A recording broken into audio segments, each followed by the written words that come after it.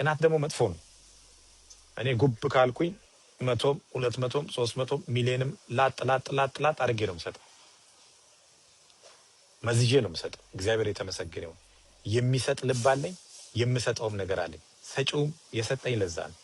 ሰጪው ነው የሰጠኝ። የሚሰጥም ልብ አለኝ፣ የሚሰጥም ነገር አለኝ። ሰጪውም የሰጠኝ ለዛ ነው።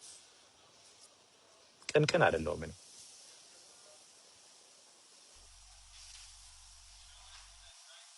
አንድ ትራክ ነው አለ። ሳይክልም ይኖረኝ